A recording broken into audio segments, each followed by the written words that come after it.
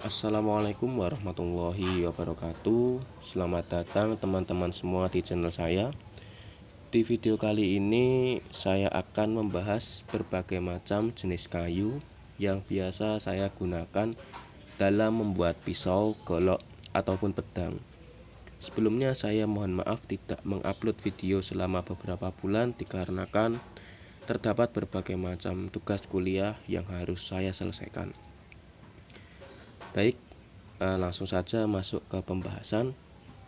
Sebelumnya di video kali ini saya akan membahas kayu saja, bukan bahan lain seperti tanduk kerbau, mikarta, resin, dan lain sebagainya yang umumnya digunakan untuk gagang pisau. Jadi saya hanya akan membahas dari kayu saja. Oke, langsung saja. Kayu yang pertama yaitu ada kayu kurli. Kayu kurli ini memiliki motif loreng, garis-garis seperti loreng harimau. Kenapa dinamakan kurli atau keriting? Karena ini kawan, seratnya itu berkeriting seperti itu. Tetapi di sisi lain kayunya memiliki garis-garis seperti ini, kurli namanya. Kalau ini kayu kurli kelengkeng, kayu kurli kelengkeng. Jadi diambil dari kayu kelengkeng yang sudah tua ataupun sudah galih. Tidak semua kayu kelengkeng memiliki serat seperti ini ya teman-teman. Untuk kayu yang ini kualitasnya kurang bagus, jadi bagian garis ataupun lorengnya itu kurang keluar, kurang maksimal lah warnanya. Baik, ini kayu kurli, termasuk kayu keras ya teman-teman.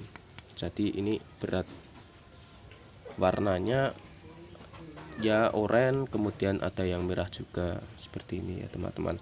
Kemudian yang kedua ada kayu kemuning.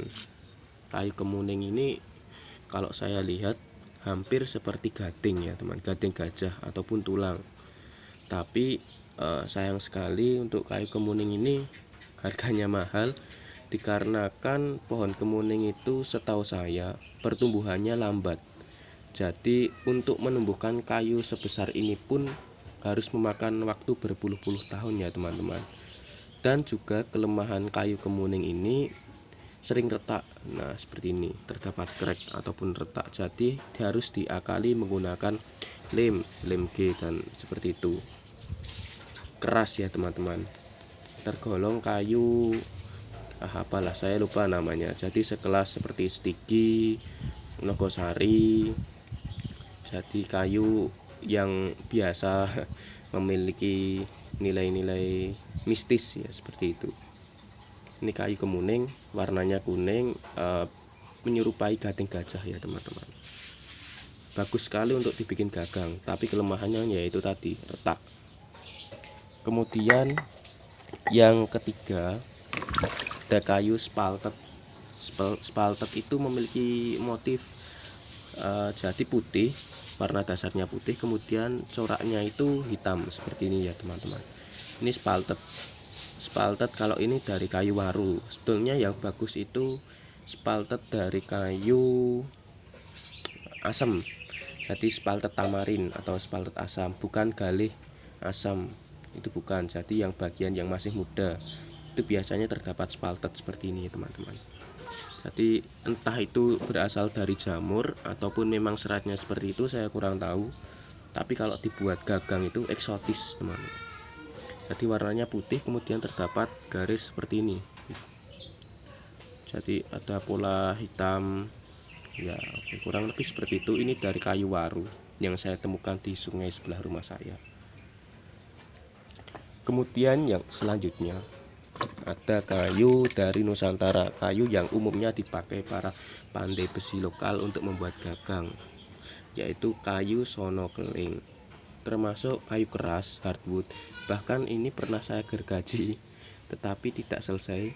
Mungkin karena gergaji saya yang kurang tajam, ataupun kayu ini yang terlalu keras teman-teman. Sangat keras menurut saya ini. Kayu sono keling ini terdapat tingkat ya, terdapat kelas. Kalau ini kelasnya yang agak mahal, jadi seratnya itu jelas dan juga warnanya itu indah teman-teman. Kalau yang biasanya kalau yang kelas bawah ya nggak begitu bagus, itu jadi ada putihnya, jadi nggak semua galih tapi ada belangnya warna putih. Nah itu kurang bagus ya teman-teman. Yang kita cari itu kayu yang full galih, jadi kayunya keras, seratnya itu indah, bergaris seperti ini. Warnanya biasanya ungu, hitam, atau coklat. Itu ya hardwood, kayu keras, sangat keras sekali, sono keling. Kemudian selanjutnya ada kayu sama seperti di awal video, yaitu kayu kurli. Nah ini yang saya maksud ya teman-teman, ini yang kayu kurli tapi jenisnya sudah bagus, kelasnya itu lebih tinggi daripada kayu kurli sebelumnya, jadi lorengnya itu kelihatan. Coba saya fokuskan terlebih dahulu. Nah seperti ini ya teman, ini sama dari kayu pelengkeng juga tapi lebih kuat kurlinya ini teman-teman. Kalau dibikin gagang itu sangat indah, bisa memiliki nilai seni yang tinggi. Kayu kurli kelengkeng, warnanya merah sama seperti sebelumnya, terdapat kurli ataupun seperti keriting-keriting seperti itu, dan di sisi lain terdapat motif ataupun loreng seperti kulit harimau atau macan. Kemudian selanjutnya yaitu ada kelas bur. Bur itu kalau orang Jawa biasa nyebutnya soco teman-teman. Kalau bagi yang belum tahu, bur itu tumor pohon. Jadi di pohon kemudian ada suatu benjolan, biasanya terletak di bagian pangkal pohon ataupun akar pohon, itu ada bur, jadi benjolan pada pohon. Nah itu motifnya indah teman-teman. Salah satunya ini bur amboina, sering sekali digunakan untuk membuat gagang golok ataupun pisau yang memiliki kelas tinggi ya teman-teman. Jadi seratnya itu kalau teman-teman sering lihat video daging wagyu A5, jadi kayak ada merbel itu semacam pola lingkaran, bunder-bunder kalau orang Jawa nyebutnya. Nah itu sama, kalau di kayu wagyunya itu dari bur ini tadi, jadi kayak motifnya seperti ini. Ini bur amboina teman-teman. Selain digunakan untuk gagang, biasanya durinya ini digunakan juga untuk resin, jadi nanti dilumuri resin untuk kerajinan kalung, kemudian liontin dan lain sebagainya. Bur amboina ini yang bagian luar ya teman-teman, jadi warnanya coklat keemasan. Ada lagi bur amboina itu warnanya merah, bahkan juga ada yang pink. Amboina tergantung bagian yang dipotong, kalau bagian luar biasanya warnanya